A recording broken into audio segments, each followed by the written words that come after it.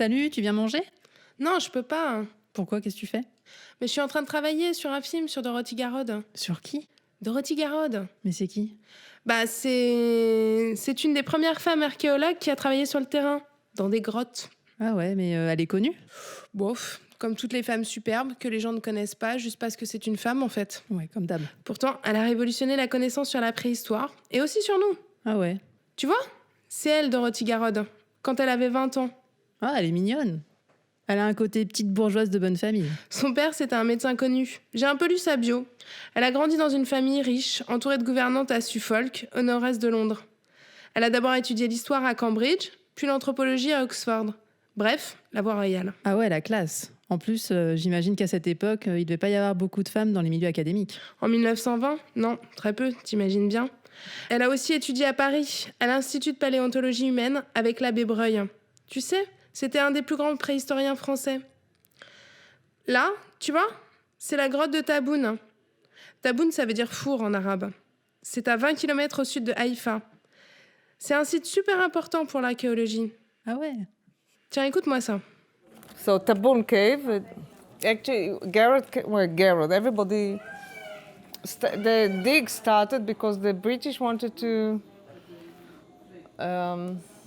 deepen and lengthen the breakwater in the port of Haifa and actually deepen the port because they wanted to bring oil from Iraq and make it easier, which means nothing changes in the Middle East. So they were looking for a nice quarry, and they saw the cliff of the caves. Of course, it's a beautiful quarry, and they started to blast. But then there was a very energetic antiquities department, head of the antiquities department, and he said, "Okay, you can dig, but first I want to do a trial excavation in the cave." So they started it, of course, at El Wad because El Wad was a visible cave. But then Garrod decided to look around in other caves, and then she found Taboon Cave, which was this size, a very small hole, with a chimney at the top. That's why it's called Taboon, because it reminded the shepherds who lived here of a pita oven. And it's a section that goes down about 24 or 25 meters of continuous habitation of at least 500,000 years. And it's one of the most important sites because of this long sequence that continues at El Wad. So if you want, you have at one side at least 500,000 years of human evolution, which is a very, very rare occasion. T'as vu? C'était Mina Weinstein-Evron, une archéologue qui travaille beaucoup sur ce site. Ça, c'est un entretien avec Abraham Ronen, un archéologue israélien. On lui a demandé quels sont les grands apports de Dorothy Garrod. C'est surtout les découvertes qu'elle a faites. La culture natoufienne, qui est l'une des cultures les plus importantes du monde, parce que c'est la première où on est devenu sédentaire, et on a abandonné des mœurs, des coutumes des milliers, des centaines de milliers d'années de nomadisme. Alors c'est elle, les natoufiennes. Et puis elle a bien reconnu ce qui était Taboun, la Chélène, les Yabroudiens, les Moustériens. Et elle a bien fouillé toutes ces unités. Avec son livre de 1937, L'âge de la pierre du Mont Carmel, c'est elle qui a apporté le Mont Carmel à l'attention du monde.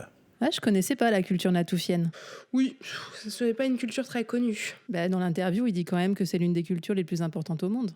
Oui, parce que c'était les premiers agriculteurs. Sur un site près de Jérusalem, Dorothy Garrod a découvert plusieurs lames en croissant, des mortiers et des pilons. Et elle a eu l'intuition qu'ils étaient utilisés pour l'agriculture.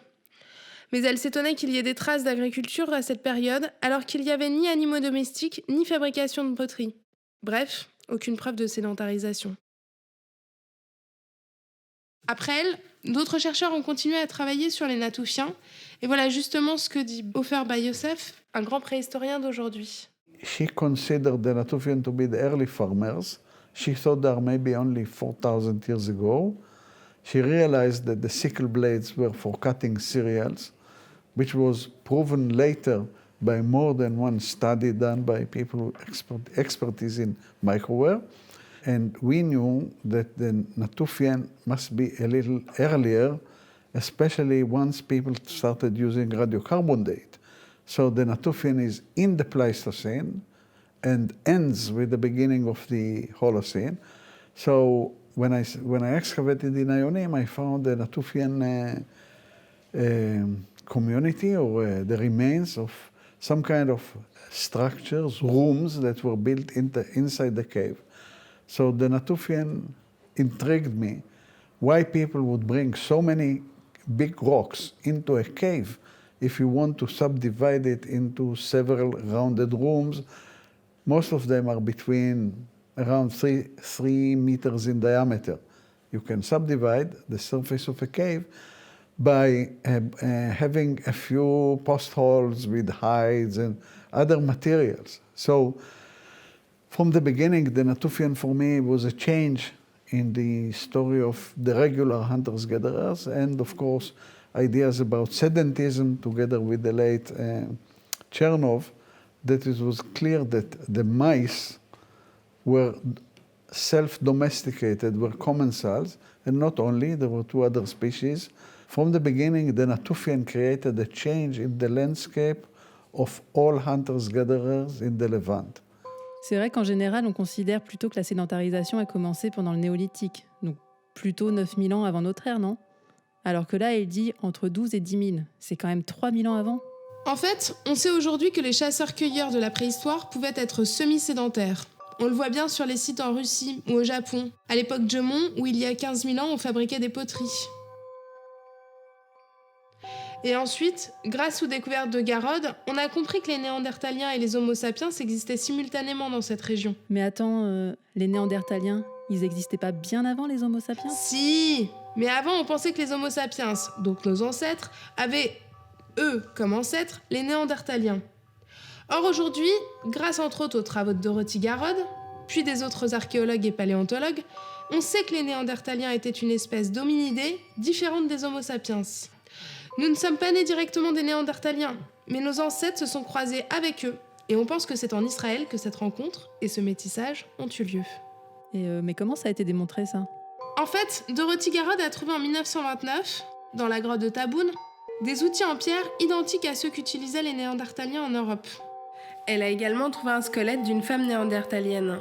Donc elle a conclu que les Néandertaliens étaient allés jusqu'en Palestine. Avant, on pensait qu'ils étaient seulement en Europe. Après, un archéologue français, René Neuville, et un archéologue israélien, Moshe Stekelis, ont trouvé dans les grottes vers Nazareth des squelettes des Homo sapiens qui ont été datés de 80 000 à 100 000 ans avant notre ère. Ce qui a été une découverte extraordinaire. Ah ouais, mais pourquoi? Bien, on a compris plus tard, quand on a pu faire des datations absolues, que les Homo sapiens étaient venus dans le Levant avant les Néandertaliens. Et donc cela voulait dire que les Homo sapiens étaient une espèce différente. Les Néandertaliens sont venus à peu près 30 000 ans après les Homo sapiens. Donc bien après, ils ont cohabité pendant un moment et c'est là qu'ils se sont métissés.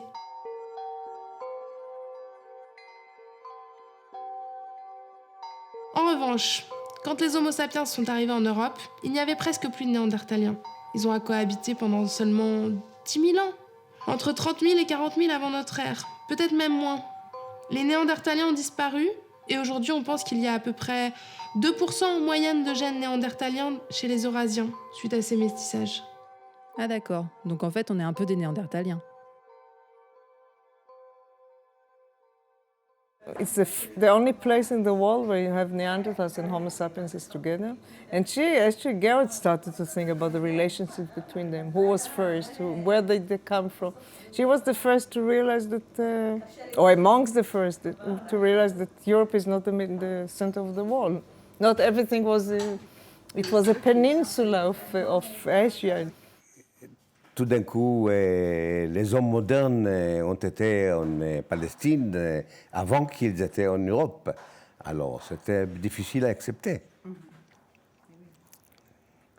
Comme c'était difficile à accepter auparavant que l'homme est devenu bipède en Afrique et non pas en Europe. Alors, tout ce qui était sorti d'Europe a été objecté. Ah, c'est super intéressant. Qu'est-ce qu'elle assure? Il me semble que c'était une femme très douée, Et la première professeure à l'université de Cambridge. Elle était dure, elle pouvait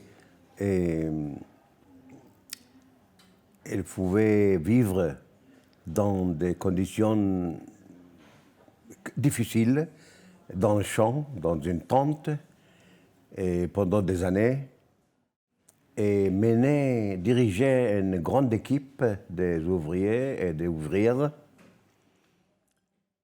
Comme je te le disais, à l'époque, fouiller dans des sites archéo, c'était plutôt un truc masculin. C'était rare de voir une femme sur le terrain, sauf si elle accompagnait son mari. Et comme Ronan le dit, Garrod s'était constitué son équipe, essentiellement avec des femmes. Parmi elles, certaines sont devenues super connues. Elle a même travaillé avec plusieurs femmes palestiniennes sur place. C'était assez révolutionnaire pour l'époque. Bah ouais, tu m'étonnes. Dans les textes qui parlent de Garrod, ses collègues la décrivent comme méticuleuse, courageuse et passionnée. Apparemment plutôt réservée, même timide dans certaines circonstances, mais toujours avec de l'humour. Tu sais, les conditions de fouille, c'était pas toujours très facile. Hein. Franchement, sous la tente, dans le froid, avec des pluies de dingue, des déluges des fois, une humidité et de la chaleur, avec en plus pratiquement pas d'eau potable. Certaines ont attrapé des maladies comme la malaria ou même des poux. And apparently she was very involved with what she found. It can't come just from, she cared about the site, about the finds. She also, I think, was the first to say that prehistory is not about stones, but about the people behind the stones. Not about skeletons, but about the people. Because we sometimes see skeletons, we measure them. We know it's Neanderthal or Homo sapiens, but we don't really see the person that was... which reminds me that, digging a grave is a bit sometimes not so nice, without talking about the religion of it. One skeleton, I remember, we dug at El Wad, and when you dig a skeleton, when you see the face suddenly, you think, for God's sakes, he's been lying there for 10,000 years. Why am I digging him up? So I bet she had, this kind of contemplations as well, I don't know. Contrairement aux autres, elle a conservé le nom du site d'origine, Wed en Natuf, pour nommer la culture qu'elle a découverte.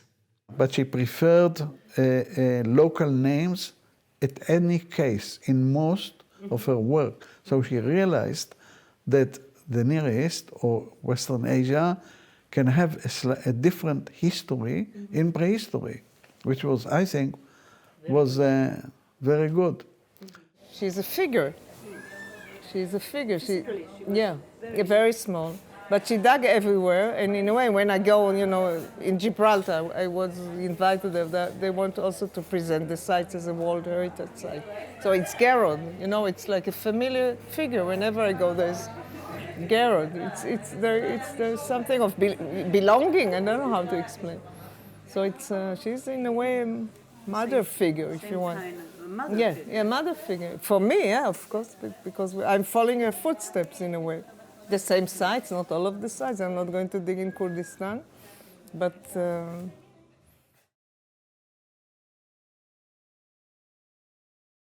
T'as vu? Waouh, t'es super calée sur le sujet. On va manger maintenant? Non, je peux pas. Je travaille sur Dorothy. Bon, vas-y, je vais manger.